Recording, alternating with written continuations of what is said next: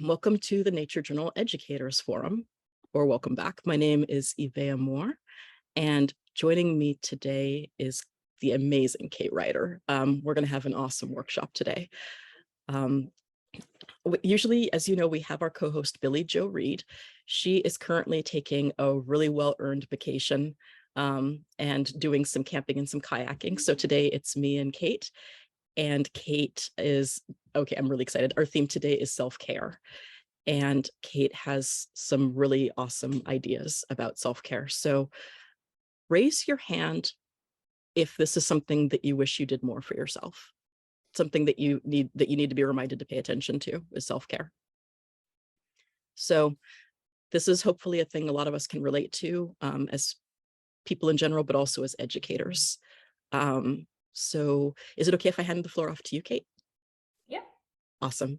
And in that case, let's everybody give Kate a really, really warm welcome. So thank you, Kate. All right. Well, I'm really happy to be here. I think it's, a really important topic because we take care of our students or our children or whoever that we're working with. And so that we need good reminders about how to take care of ourselves. Susan just wrote in the chat, Billy Jo is giving us an excellent example of today's topic. And yes, like going on vacation and going out and being out in nature or taking those breaks is obviously such a key part of self-care. Okay. So it's 9:05. I'm going to get started. I'm going to share my screen. Okay. Self-care for educators. And I just gave this presentation last night to my family as a practice and just to share with them what I've been working on and thinking about. And it's stuff that we talk about as a family a lot too. And so I feel like this is really relevant, even if you're not like a formal educator. Yeah. So without any further ado, so the steps that I'm going to go through are self-awareness, just being aware of what is happening, caring for yourself. What can I do to help me right now? And what can I do to help me long-term? Knowing your limits, acknowledging what you can't do, asking for help is a big part of self-care, and then coping strategies. How do you put those ideas into action? Because that's really the key part, is you can read lists and articles and presentations, but to actually make them happen in your life is another step. So before we get started, I want to say self-care doesn't solve problems, but self-care can help us cope so that we can work to create positive changes in our lives and in the lives of our students. I just think this is a really important part as somebody. I'm somebody who's dealt with depression and anxiety in the past, and self-care doesn't fix those things. It just creates that space so that I can take steps to make my life better. And then also problems in my students, self-care isn't going to magically fix these really big issues these kids are dealing with. But if I do practice self-care, then I'm better able to be there and be present and be available for them, and just to help them cope with what's going on in their lives. So the first step is self-awareness. And that's just being aware of yourself. You can't choose what you're going to do for self-care until you know what's actually going on in your own body and your mind. Another term for this is mindfulness. So there's two different frameworks that I've found useful. There are so many different ways of doing self-awareness and mindfulness and check-ins, but I just wanted to share these two. And just as a reminder, it's really the importance of it is that if you don't know what's going on, you can't make as good decisions. And it's also easier to communicate to others about what exactly is going on. So the first one I want to share is pretty simplistic.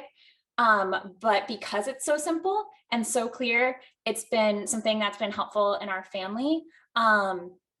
It's a feelings thermometer. We did there's this project called the Focus Project and it was developed with UCLA researchers in conjunction with the military to help families with a family member who's deployed. And so when my husband deployed and things happened in our lives, I went to this project, and they use this feeling thermometer. So it's green, yellow, orange, and red. And so green is that you are safe and happy and calm and things are good. Yellow is like, okay, I'm a little bit stressed, but I can still deal with everything. Orange is like, I'm about to explode, like I'm okay, but things are about to get bad. And then red is when you can't deal anymore. When whatever's happening, you're just out of control. It's a really great context because it's like a very those are, again, it's kind of overly simplistic, but that helps with just being really clear about communicating. And so, they walked with my daughter through different situations, and they said, what was this situation for you? Was it a green, a yellow, an orange, or a red? And how did that feel? And then, and then we started integrating in check-ins in our lives, like, where are you? What is this situation for you? Where are you on this? And because you can't always tell, somebody can be at an orange, like about to explode, and they might look calm and together. But having that sort of quick check-in makes you realize, like, oh, wait. And it's a check-in, and it's something you can just do with yourself as well, of like, okay, where am I at? And just really acknowledging, like, if I'm at an orange or I'm at red, like if I'm at red, I'm not getting anything done today. I'm not accomplishing anything. Like I have to switch over into self-care mode and take care of this. But the goal of this is to never get to the red, is to try to catch yourself before that and take steps before that. So this is a more detailed version of kind of the same sort of idea, without so much it's not so much a like, it's not this linear, it's this circular, just kind of, oh, where am I? What am I feeling right now? Because and this is, great in accompaniment to the other version, is that it's hard to come up with the words all the time. I'm feeling something inside of me. What is this that I'm feeling? And so having, there's tons of different feelings wheels that are available online that you can look up. And I actually, after showing this to my family, my daughter really wants to make her own, because she's like, I don't think that one should be yellow and that one shouldn't be this, and I think this should be, and I'm like, great, so we're gonna make your own. And I think it's helpful to think, like, for her, sleepy, she goes, oh, that's peaceful. Like a sleepy feeling is like a happy, peaceful, like warm sort of feeling. But for somebody else, feeling sleepy might feel sad. And so it's those sort of nuances of emotion that can be really helpful to think about, because again, like knowing your state and really acknowledging it and embracing that, and helps you make decisions about how you're going to be spending your day and what sort of self-care things you're going to be doing. All right, so what does that mean for self-care things? I just chose a whole bunch of different emojis of things. I don't know, it makes me laugh every time I look at them, of just different things that like make me think of self-care. But everybody is really different, right? And we know that intellectually, but it's always important to remind yourself, especially when you look at online lists or you talk to other people and they say, oh, well, I love listening to music before and you're like, oh, I don't like listening to music at all. I just want silence, that we're totally different. And then you have to also remember that each day you might be very different.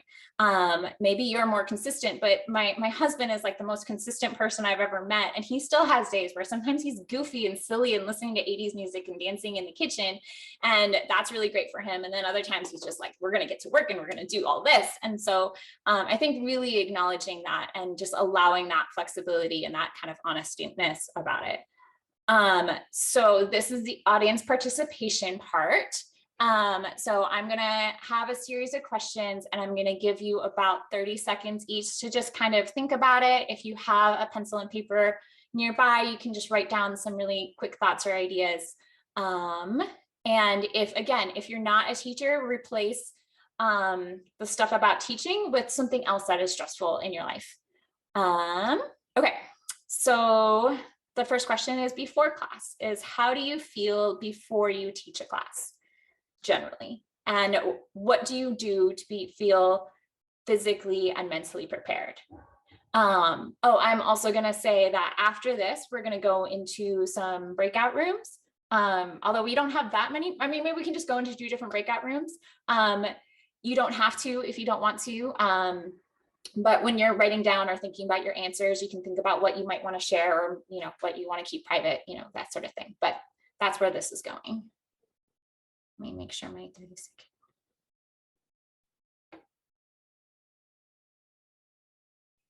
Okay. And then during class is, how do you feel while you are teaching a class? What helps you when you're not feeling well while you're in a group?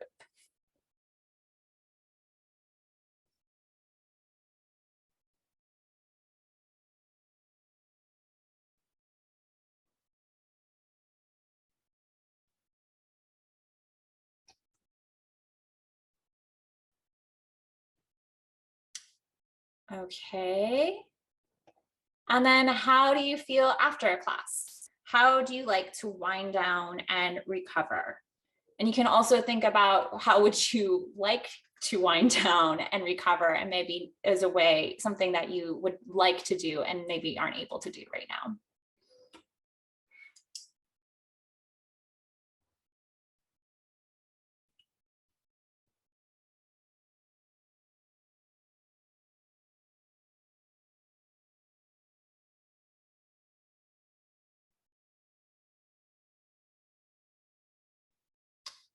Okay.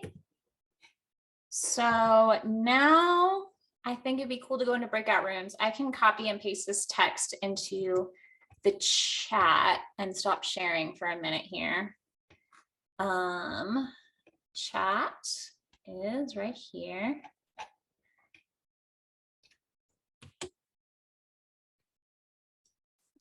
And so I can create our breakout rooms if we would like. That would be great. Excellent. Okay, cool. So it's in the chat. Everybody can see the prompts in the chat. Cool. About how long should we go into our breakout rooms for, would you say? Since there's not that many of us, like 5 minutes maybe, and then we can just see how it's going and maybe like communicate in the chat if people need more time. Or that sounds good. I can check in after 5 minutes and see if folks are wanting more time. Would that be agreeable? Yeah, and then if somebody doesn't want to be in a breakout room, can they just say like no thanks and stay in the main room? Or yeah, I'll stay in the main room to welcome any latecomers. So shall I would 2 be good, or just in case, so that way there's 3 per room, or do I would do 3? Let's just do 2 is fine, I think. 2. Okay. In that case, creating breakout rooms now and opening all the rooms. Thank you so much. Thank you, Kate. I'm excited about this. I'll see you all soon, or you can hang out with me here in the main room.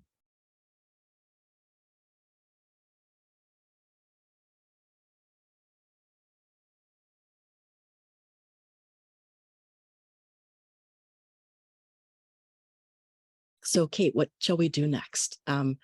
Shall we do we want to share any of what we talked about, or were we wanting to go and continue on with self-care slide and information and such? I think that's a good question. We can just do a raise of hands. Does anybody want to share what we talked about in the breakout rooms, or what you talked about in the main section, or if we want to keep going? All right. I'm not seeing any raised hands, so I'll just keep going then. Okay, cool. All right.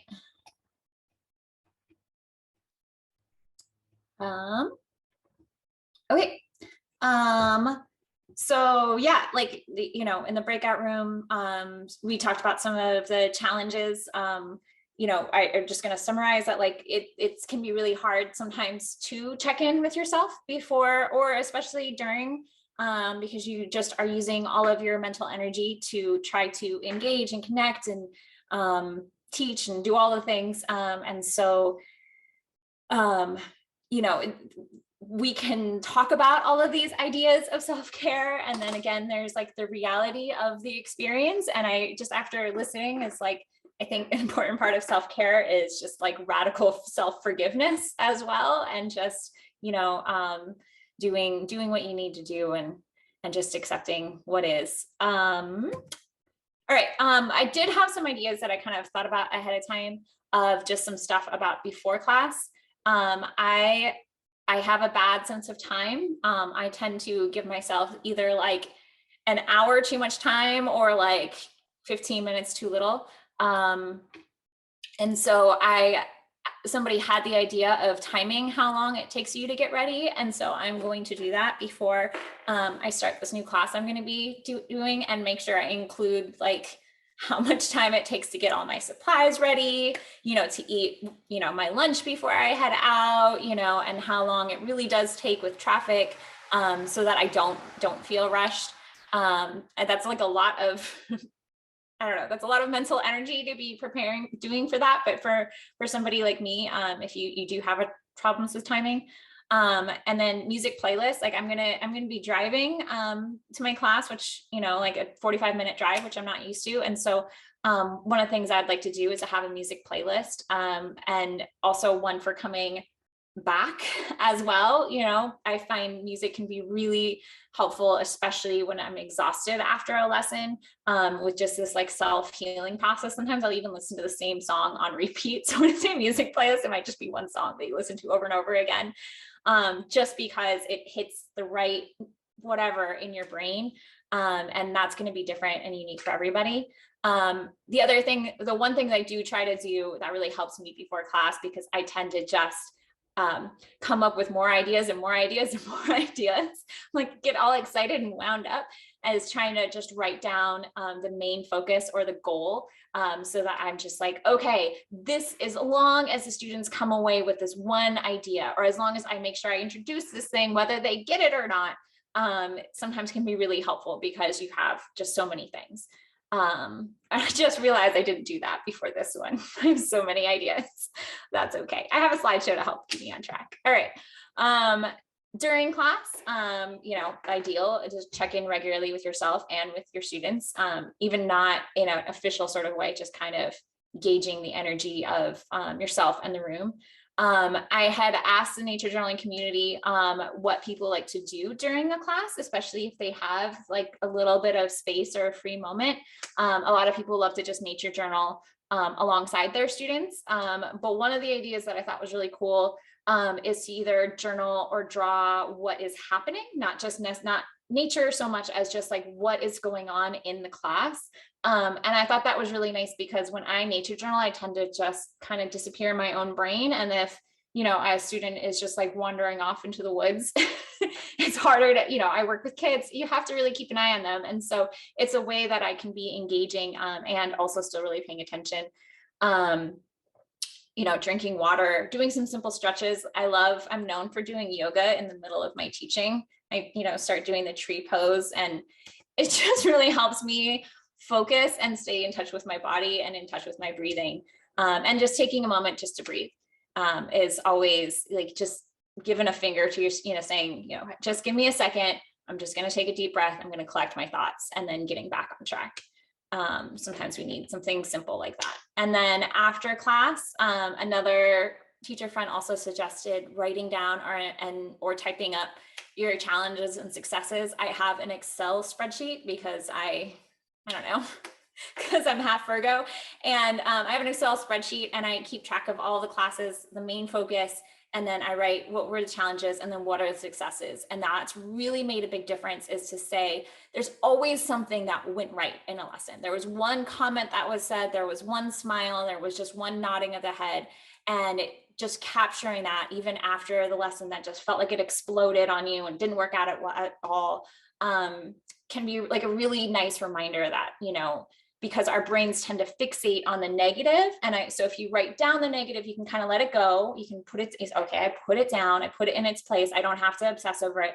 And then I can focus on the things that did go well and try to make those happen more often. And then we were also talking about before the lesson about turning nature journaling into a business, is that if you have those successes typed up and quotes from participants, and you can use those when you're explaining why this is important. Like I had a student said, I love drawing plants. And I never knew I loved drawing plants.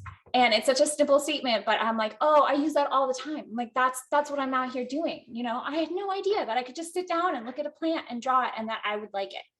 And, you know, this is not a student that I expected to have that response from. And so holding on to that and being like, this is why I'm doing it. And then also sharing it with other people. This is why I'm doing this can be really helpful.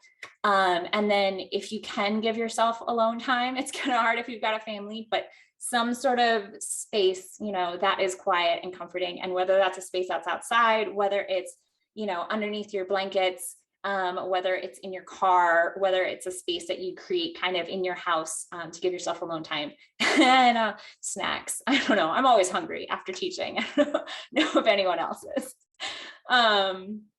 Okay. Well, how are we on time? What time is it? Okay, we're good. Okay. So the important thing is to know your limits. And you know, I am somebody who tends to just kind of blow past the you know, road closed sign and keep going. And I'm trying to not do that so much in my life. You know, so obviously the first step of knowing your limits is trying to simplify, you know, what am I doing too much and what can I say no to? Is just, you know, I had a friend who had this great idea for this short movie that she wanted to film. We've collaborated before in the past. It's always super fun. She asked if she could come over this week, and she, you know, we were gonna like do body paint and all sorts of like wonderful, amazing things. And I was like, girl, I love you. This is a fabulous idea. I really want to do it, but not this week. And it, you know, is so hard to say things like that, especially really exciting projects and people that you love. But you know, you just have to know your limits. And then, you know, accepting challenges. So there's a challenge of like, you know, time and energy, which we think of, but also challenges of, you know, money. Like I get so annoyed at these lists and say, oh, go get, you know, go take a spa day and get your nails done and get a massage. And that is so expensive here. And so, okay, maybe I can't go get my nails done. Actually, I don't really like doing that. But if you're somebody who likes doing that, okay, maybe I can just do my own nails and try to make it feel as fancy as possible. That's a silly example, but it's just an example. You know, or family, are there challenges with family? We're talking a lot about our next school year coming up and how do we balance, you know, helping and supporting our daughter and, you know, helping and supporting our own goals in our family. You know, not knowing where to start, you know, not knowing, you know, what you're doing can be a big challenge, and you never know, there might be aliens, but you know, the big thing is to look at these challenges and just really acknowledge that they exist and not just try to blow past them or not listen to people who are saying that they're not real or it's not like a big enough deal and that you should just overcome it all. It's more, okay, so how can I either adapt what I'm expecting or what do I need to adapt about my situation to make things more sustainable for me in the long term? And so making small changes now, are there things that I can do to try to make it better over time? You know, like I'm trying to establish kind of this space in the house where I say, okay, if this, you know, room divider is up, that means I'm working, you know, and even if it's at some, you know, time of day and you know, unless you're bleeding, like let's just give mom some space because we don't have the physical space in our house for me to right now have, you know, an office closed off. And so it was just like, okay, what, you know, this is a small change and it's going to take continued repetition and conversation with my family and with my daughter to have her understand, you know, this little flimsy room divider actually means that mom's working and she really is. And we really do need to, you know, give me some space. And so it's like small steps now. And then, you know, hopefully longer term that will end up in a bit of a payoff. Okay. And so, yeah, that, you know, talking about family, asking for help. Asking for help is, you know, tricky and complicated. I have a list, which isn't super helpful, but I mean, I think you kind of probably know it already. But, you know, asking friends and family and, you know, talking to neighbors, talking to your faith community, talking to colleagues, you know, if you're in a class trying to find a way to talk to your teacher and be honest about your limitations or your struggles, I remember having this a college professor just go, why did you not come talk to me? Because I would rather have known that you were struggling instead of you just not doing the assignment. And so recognizing, when you really are just kind of at this point where, you're overwhelmed or there's so much going on or whatever, that sometimes asking for just being honest about it rather than just completely dropping the ball is probably better. Asking for help in the form of prayer or meditation, or nature, just being out in nature, looking books and obviously, and therapy. I put therapy last, not because I don't think it's important, but it's too often I just see all of this stuff of just say, oh, you're having problems, just go to therapy. And, really trying to build up these strong networks of support around you is, therapy might, if you aren't able to do that on your own, therapy can help you get there. But if you have the opportunity or the option or that space in your life where you can do that, I think it's really important to have conversations about creating community and talking to community about things. And then on that topic though, is like, what can you ask? Just saying like, hey, I'm struggling, or I'm tired, or I'm exhausted. People are like, oh, okay. Like people can, so you just might need sympathy and be like, talking to other teachers, just like, oh my gosh, I'm overwhelmed. It's really hard to connect to my students. They seem really disconnected. They don't seem to care about the material. Your ask might just be like, I just need to talk about this, and I need to know that I'm not alone, and it's not just me, and other people are dealing with that. That's something specific that you're asking for. Or it might be like, hey, I need help coming up with a lesson plan that will help with this sort of engagement, or I need help making dinner on Wednesdays, or can you walk my dog because I won't be home and I worry about my dog and it's stressing me out. And can you, things like that, like just trying to think, ideally when you ask for help, it's wonderful when somebody offers something specific and says like, oh, you're having a hard time. How about I come over and, we eat, ice cream on your couch and watch a movie. Like that is an awesome, wonderful friend that will do that. But sometimes that needs to come from us first. And that's like, sometimes that's really hard when you're struggling and having a hard time, is you're like, why can't anybody just figure out how they can help me? And it can be scary. But it actually helps the people. And that's the next step, is like respecting their limits. Is that if you say, hey, can you walk my dog? That's like a yes, no sort of thing. Like, can I walk your dog? Can I, I had a neighbor that I would go over and play with her brand new puppy, because brand new puppy. And, that was a specific ask, and that was a way I could help their family. And it was something I was totally willing to do. But like, obviously if I said no, like, don't be a jerk and be like, I'm struggling, you need to walk my dog. That's obviously, I don't know, it seems a little silly, but I feel like I always need to put those caveats on there, maybe because the internet has rotted my brain. And I feel like whenever you put anything out there, people are like, well, what about this? Or what about this? But yeah, just being aware that when you ask for help, people might say, nope, that's not an option. And kind of being prepared for that, and knowing that that doesn't mean that it was wrong for you to ask in the first place. It just means that they're literally just not able or willing to do that thing. And so part of that is like, you can create a plan. And this is something, like a long-term sort of thing, is thinking ahead and to situations where it might be really stressful or overwhelming. Or if you do have, a diagnosis and you knew, like that there might be a situation where you are, experiencing like a panic attack or something. If you're in the middle of having an anxiety attack or a breakdown or something really serious going on in your life, it makes this step before of asking specific things and figuring out who to ask and what you can ask of them, is a huge mental load that you're not often capable of in that moment. And having a plan with other options, I thought I had a plan with a friend, and then that friend, was on vacation at the time, and so, okay, it's hard then to come up in that moment with, all of these, what are my other options that I have?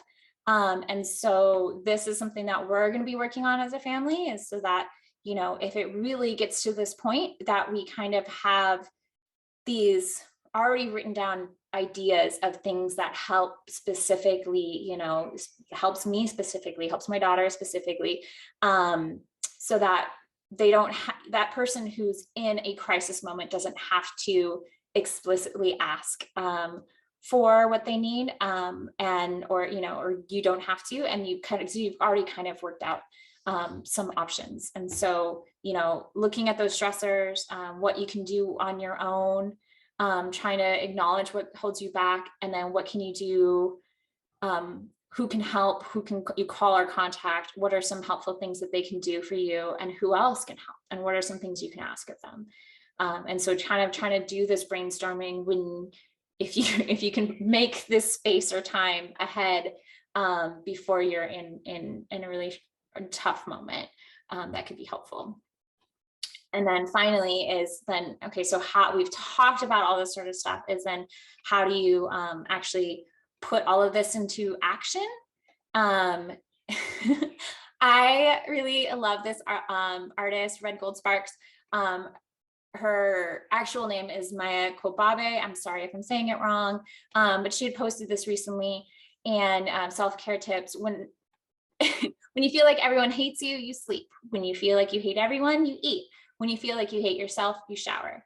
And these might not be true for you, but I also really love the idea of doing it as in this like cute little cartoon form, whatever animal resonates with you. I really love dolphins, so I want to do a version with dolphins for me. And so just kind of really acknowledging, like, okay, when I feel this way and I do this thing, then it's going to be helpful. And maybe you're somebody who's watching this right now who goes, haha, Kate, that's what you're supposed to do. That's great. But not everybody has that sort of connection in our brain, because we're not really taught this, that you feel certain things, and that what you might really be feeling is hunger, or you might be really tired, or you might just feel like dirty and gross, or whatever it is that, there's this disconnect between our emotions and then like how we can, on our physical feelings. And it's just trying to reconnect all of that up. And then always remember, someone out there feels better because you exist. And I love that. And that is a good reminder sometimes.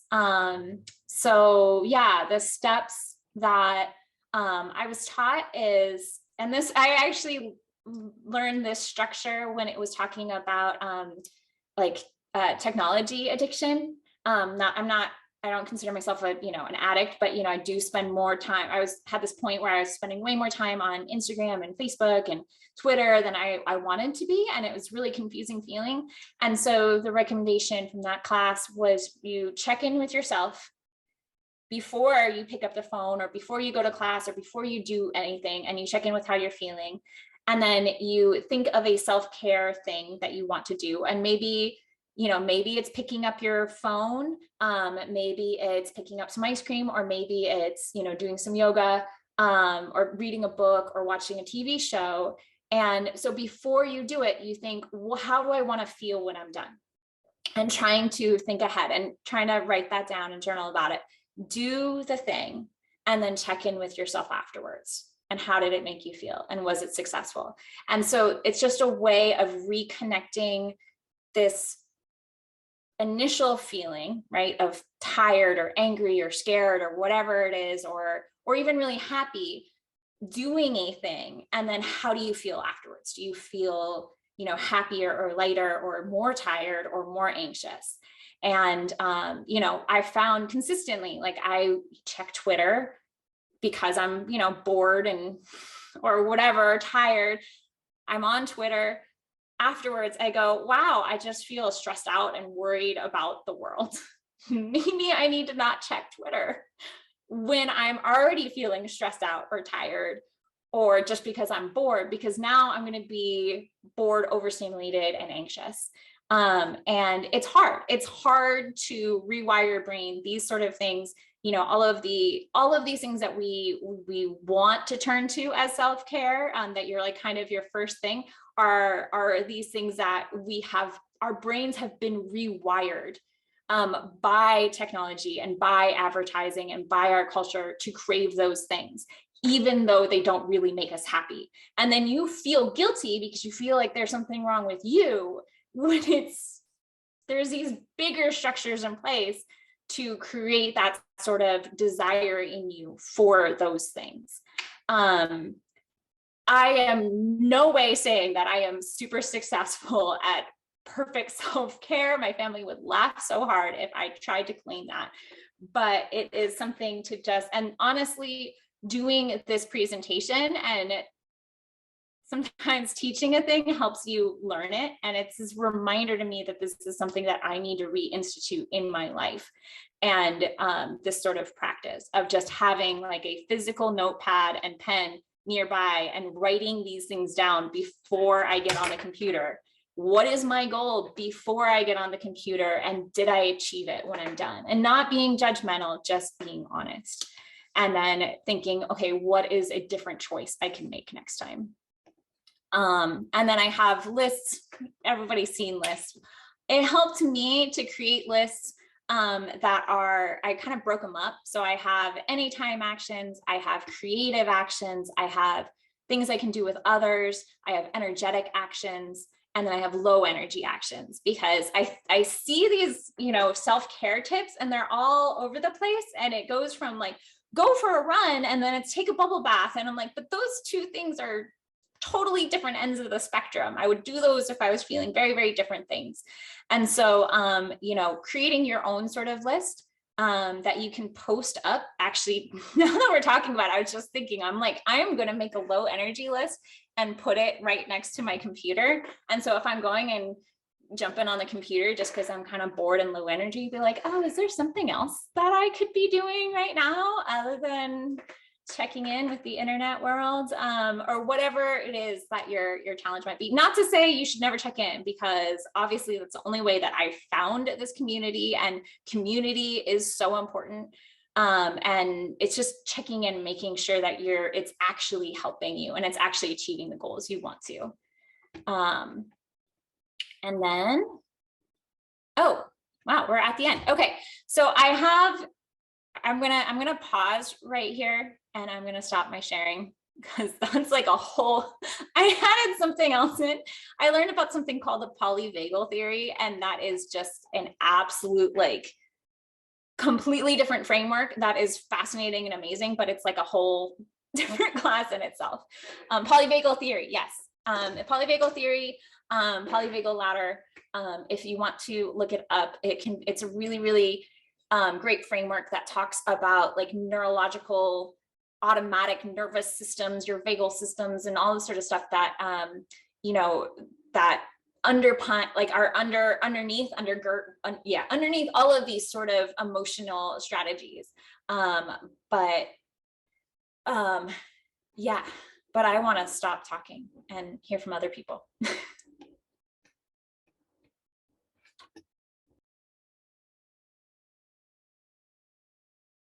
That was awesome. I love it. It inspires me a lot about some things that I can do for self-care, and gives me some new ways of looking at it too. So I want to thank you for all of the thought that you've put into this and all of the ideas. Also, Susan and myself were talking in the chat a little bit.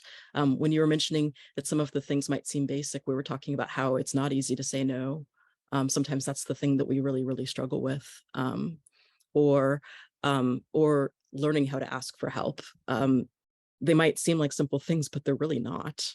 And also a lot of the things one thing I was thinking about too, is that a lot of the things that we look at for the self-care are things that might seem like everybody knows about them, but some of us might have been taught either to disregard them as kids, maybe disregard our own needs, or just not taught them at all. And so for a lot of us, we're learning this fresh, which winds up being hugely important, not only for our own well-being, but if this is stuff that we ourselves weren't taught, it's a lot harder to teach our own kids or our own students. So it's important that we know this so that we can in turn pass it on to them, that this is how you do self-care as well. So that way we're making healthier future generations.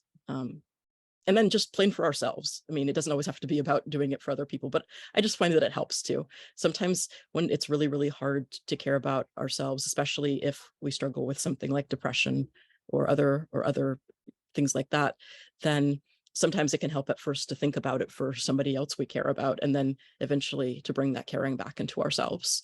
So for me, when I think about learning the self-care stuff so that my son can see me doing it, on a bad day, that gets me doing it. And then on a good day, I can do it for myself. So thank you for this. Yeah, those are two really, really important points. And I realize like I'm kind of like listening back to myself and I go, wow, yeah, like there's this lot of internalized self-judgment that I have because when I learn these things, I'm like, why don't I know these already? Like, what is wrong with me? And it's like, no, there's not something wrong with me. Like, what in the world? Like, why wasn't I taught these sort of basic things? And that they're going to be different for different people too, like there's so much judgment around like, oh, why do you need this? I don't need that. Well, okay, you're a different person. Okay. So that, and that, we all come from very different backgrounds too. And so we all have different information that we've gathered and processed throughout our lives. And so that's a really good point. And then, oh shoot, I forgot what else I was going to say. Never mind. No worries. But yes. Did anybody else have anything that they wanted to add? Susan, you were dropping some really good wisdom into the chat. Did you want to say anything or did you want to leave it into the chat? I don't want to pressure you either way. You don't want to talk? Okay, I respect your no. I respect your no. So yeah, I've been really, oh, I see that you turned on your camera. Oh gosh, I keep wanting to call you words in the wild. Wait, words in the wild or woods in the, did you want to say? Or Lindy, thank you, Lindy. Yeah, I was just going to say, I really liked your suggestion about kind of ranking things based on the energy that they take. Because you're right. It's like sometimes you have so many tools in your self-care toolbox that you can pull out, but they like don't sound good in the moment. It's like, I have really wanted to have time to read this book, but like if I'm mentally taxed, then maybe reading is not the self-care thing that I need to do in that moment. One suggestion that a therapist had for me in the past that I really liked, I wouldn't say I stuck with it as well as I might have, but I really liked this suggestion. And it's similar to like rating things based on energy, but this was coming up with kind of a menu based on the amount of time things take. And so you might have like a few things on your menu that take just minutes that you can pull out if you have 10 minutes, like, do your foam roller or like stretch or, like things like that are very quick and you can pull out in a moment's notice. And then some things that take like an hour and kind of have those grouped together. And some things that will take a whole day and require more planning, like going to a museum or like planning a whole day with your friends, or, a thing that you really want to do, but just takes a lot more planning and a lot more time. And so I like kind of adding in the different levels of energy into that too, and thinking in terms of like, how can I plan for a time when I know I'm going to be really exhausted and I'm going to need a chunk of time, but maybe no more than an hour, and something that's not going to require mental energy, like during finals or something like that. Yeah. So I love that suggestion. Thank you. What you're saying reminds me of something too, Lindy, about the whole planning ahead. Like, for example, if you know that you're going to have a tough week, or that when you get mentally or emotionally worn out, that you don't have the energy to be cooking big meals, then that's when you start to brainstorm, oh, what's an easy to access snack that I can have on hand? Do I want it to be something sweet that just gives me the like pure satisfaction of eating it? Like we've been talking about Ben and Jerry's today, so now I want some Cherry Garcia. I'm going to go get some. Or do I want something that's slightly more healthy? Like, I don't know what's quick and eat, like an apple. There we go. That's easy. An apple, or maybe like one of those Nature's Valley granola bars with maybe a little chocolate on it, whatever. But it's good then to, you know, be thinking in advance, what kind of stuff can I do for myself to make that really accessible when my health or my time are low. And so I really like that idea about planning ahead, and it feels like there can be like, or one thing I was thinking about was I even wrote down the self-care challenges that Kate had been talking about. And so I was wondering, when it comes to things like time, energy, health, money, family, not knowing where to start, and aliens, it'd be interesting to look at that list and see if any of them lead into something else, see which ones build on each other. So like, for example, maybe family's been requiring a lot of my energy or time lately. And so that's why those two things are low.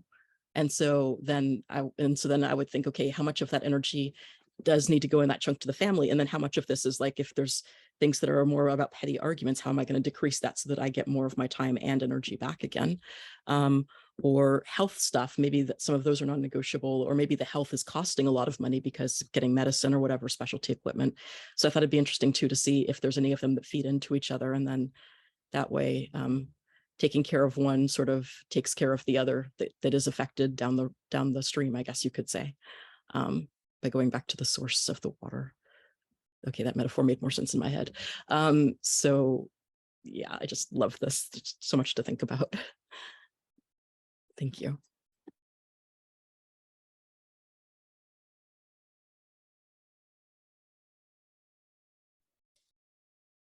Well, we're getting up on 10 a.m. Is there any other questions or comments? Susan, since your voice is feeling yucky, can I read out some of the things that you've written? Would that be okay? Okay. All right. So okay. Okay. I'm just reading it right now. Is like one of the things she brought up was accepting the help that's offered if it's actually helpful. And feeling like you're not worthy of being helped, or that you're imposing. If people are offering help, it's because they want to help. So believe them. That's so important. I have this friend who's, one of her self-care things is helping other people. You know, she just recognizes like it always gives her energy to like do something nice for other people. And a lot of people are like, what are you doing? Or, you know, and she's like, no, I just really enjoy helping people. Like it makes me feel happy, and, you know, to bring a smile on somebody's face and like bring somebody a meal. And I just thought that was so beautiful, but it was so surprising that a lot of people were resistant to that helping. And, you know, if somebody is offering, like, take them up on it. Like you're doing both of you a favor, and you're creating this kind of mutual reciprocity in your relationship. And it's hard though. It's hard to accept that help, because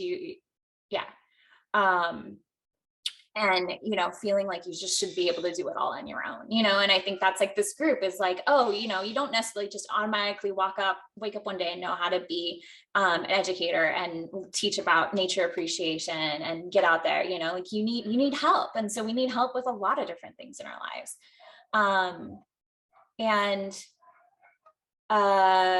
Basics, we talked about that. We talked about Ben and Jerry's. And then a lot of these things are pretty obvious when you're feeling good, but your judgment and memory are impaired when you're not feeling good.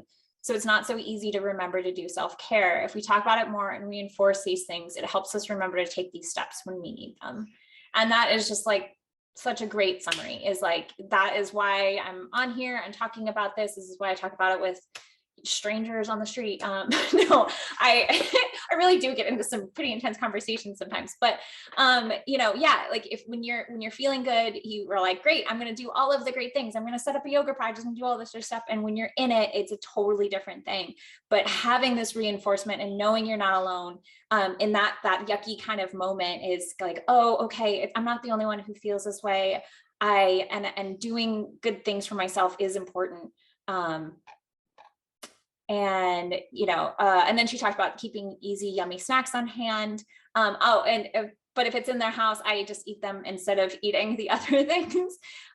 Yeah, we have a buffet for for making our own trail mix, and that, you know, like I always have this like custom mix of trail mix, and, you know, you add more chocolate chips on certain days and you add more nuts on the other days.